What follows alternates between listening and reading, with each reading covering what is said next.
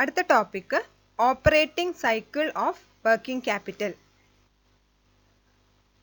Working capital എന്താണെന്ന് ഞാൻ already പറഞ്ഞിരുന്നു.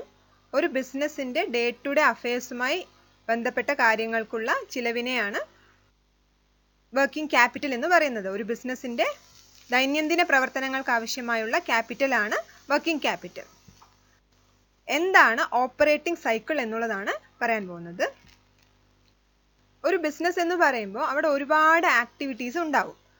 നമ്മളുടെ കയ്യിൽ കുറച്ച് ക്യാഷ് ഉണ്ട്. ആ ക്യാഷ് ഉപയോഗിച്ച് സപ്ലയേഴ്സിൻ്റെ കയ്യിൽ നിന്നും റോ മെറ്റീരിയൽസ് കളക്ട് ചെയ്യുന്നു, അസംസ്കൃത വസ്തുക്കൾ കളക്ട് ചെയ്യുന്നു. ആ അസംസ്കൃത വസ്തുക്കളെ വർക്ക് ഇൻ പ്രോഗ്രസ് ആയി കൺവേർട്ട് ചെയ്യുന്നു.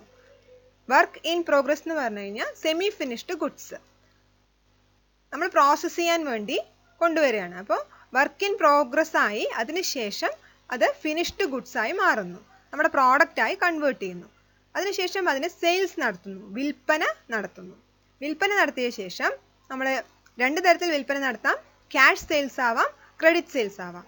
ക്യാഷ് സെയിൽസ് ആകുമ്പോൾ കസ്റ്റമേഴ്സ് പെട്ടെന്ന് തന്നെ നമ്മൾക്ക് പണം തരുന്നു, അതോടെ അവസാനിക്കുന്നു. അതേസമയം ക്രെഡിറ്റ് സെയിൽസ് ആണെങ്കിൽ കസ്റ്റമേഴ്സ് എല്ലാവരും ഡെറ്റേഴ്സായി മാറുകയാണ്. അതായത് അവർ പിന്നീട് പണം തരാമെന്ന് പറയുന്നു, ഡെറ്റേഴ്സിൻ്റെ കയ്യിൽ നിന്നും പിന്നീട് പണം കളക്ട് ചെയ്യുന്നു, അവസാനം ക്യാഷ് നമ്മുടെ കയ്യിൽ ലഭിക്കുന്നു. അപ്പോൾ ഇങ്ങനെ ഈ പ്രോസസ്സ് റിപ്പീറ്റ് ചെയ്ത് വരികയാണ്. പിന്നെയും നമ്മൾ കൈവശം കിട്ടിയ ക്യാഷ് ഉപയോഗിച്ച് റോ മെറ്റീരിയൽസ് വാങ്ങുന്നു, വർക്ക് ഇൻ പ്രോഗ്രസ് ആയി മാറുന്നു, ഫിനിഷ്ഡ് ഗുഡ്സ് ആയി മാറുന്നു, സെയിൽസ് നടക്കുന്നു, ഡെറ്റേഴ്സായി കൺവേർട്ട് ചെയ്യുന്നു, അവർ പൈസ തരുന്നു, പിന്നെയും ക്യാഷ് കിട്ടുന്നു. ഈ ഒരു പ്രോസസ്സിന് എടുക്കുന്ന ആവറേജ് ടൈമിനെയാണ് ഓപ്പറേറ്റിംഗ് സൈക്കിൾ എന്ന് പറയുന്നത്.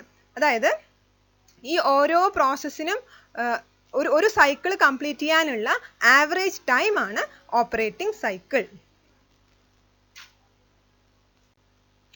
Concept of working capital. There are two concepts of working capital. One, gross working capital concept. Two, net working capital concept. രണ്ട് കോൺസെപ്റ്റ് ആണ് വർക്കിംഗ് ക്യാപിറ്റലിനുള്ളത്, ഗ്രോസ് കോൺസെപ്റ്റും നെറ്റ് കോൺസെപ്റ്റും. First one, gross working capital concept.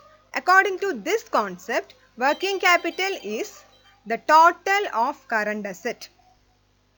Gross working capital concept പ്രകാരം working capital എന്ന് പറയുന്നത് current അസറ്റിൻ്റെ ടോട്ടലാണ്. ടോട്ടൽ കറണ്ട് അസറ്റ് ആണ് ഇവിടെ വർക്കിംഗ് ക്യാപിറ്റൽ ആയിട്ട് പറയുന്നത്. Gross working capital equal to total current asset. Second one, net working capital concept. According to this concept, working capital is the difference between current assets and current liabilities. Net working capital concept പ്രകാരം working capital എന്ന് പറയുമ്പോൾ it is the difference between current assets and current liabilities. Total current asset നമ്മൾ കണക്കാക്കുന്നു, അതിൽ നിന്നും current liabilities minus ചെയ്യുന്നു. എന്നാൽ മാത്രമാണ് നെറ്റ് വർക്കിംഗ് ക്യാപിറ്റൽ ആവുന്നത്. ഇതിൽ കറണ്ട് അസറ്റ് എന്തൊക്കെയാണ്, കറണ്ട് ലയബിലിറ്റീസ് എന്തൊക്കെയാണ് എന്ന് നമ്മൾ മനസ്സിലാക്കണം.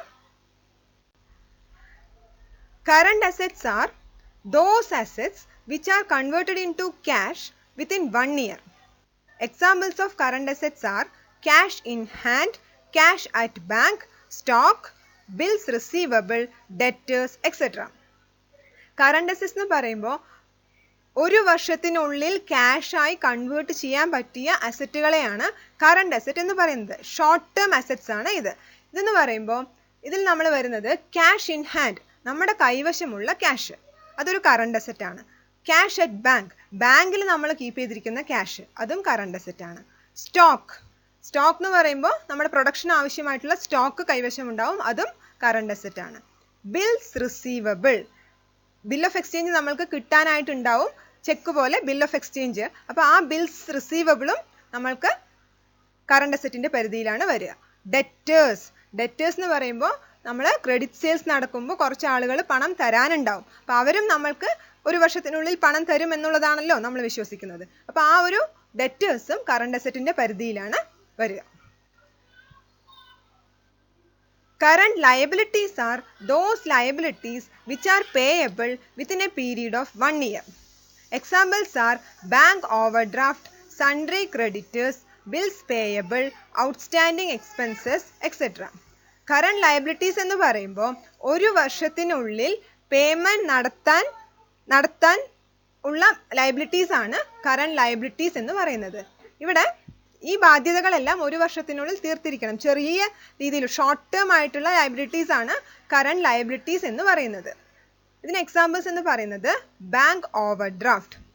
ബാങ്ക് ഓവർ ഡ്രാഫ്റ്റ് എന്ന് പറഞ്ഞാൽ നമ്മൾ ബാങ്കുകാരും നമ്മുടെ ബിസിനസ്സും തമ്മിലൊരു അറേഞ്ച്മെന്റ് നടത്തുകയാണ്. അഥവാ ബാങ്കിലെ അക്കൗണ്ടിലെ ബാലൻസ് കുറഞ്ഞാലും കുറച്ച് എമൗണ്ട് വരെ വിഡ്രോ ചെയ്തോളാം എന്ന് പറഞ്ഞിട്ട് കറണ്ട് അക്കൗണ്ടിൽ ഒരു അഡ്ജസ്റ്റ്മെന്റ് നടത്തുന്നതാണ് ബാങ്ക് ഓവർ ഡ്രാഫ്റ്റ് എന്ന് പറയുന്നത്. നമ്മൾ ഓവർ ഡ്രാഫ്റ്റ് നടത്തി കഴിഞ്ഞാൽ നമ്മൾ പിന്നീട് അത് പെട്ടെന്ന് തന്നെ തിരിച്ച് ബാങ്കിൽ പണം കൊടുക്കേണ്ടതായിട്ടുണ്ട്. അതുകൊണ്ട് ഇതൊരു കറണ്ട് ലയബിലിറ്റി ആണ്. സൺട്രി ക്രെഡിറ്റേഴ്സ്, ഡെറ്റേഴ്സിൽ നമ്മൾ പറഞ്ഞ പോലെ ചിലപ്പോൾ ക്രെഡിറ്റേഴ്സ് ഉണ്ടാവും.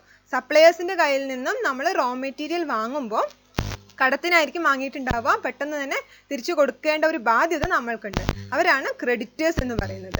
ബിൽസ് പേയബിൾ, ബിൽസ് റിസീവബിൾ പോലെ തിരിച്ച് ബിൽ ഓഫ് എക്സ്ചേഞ്ച് നമ്മൾ പേയ്മെന്റ് നടത്താനുണ്ടെങ്കിൽ അത് ബിൽസ് പേയബിൾ ആണ്.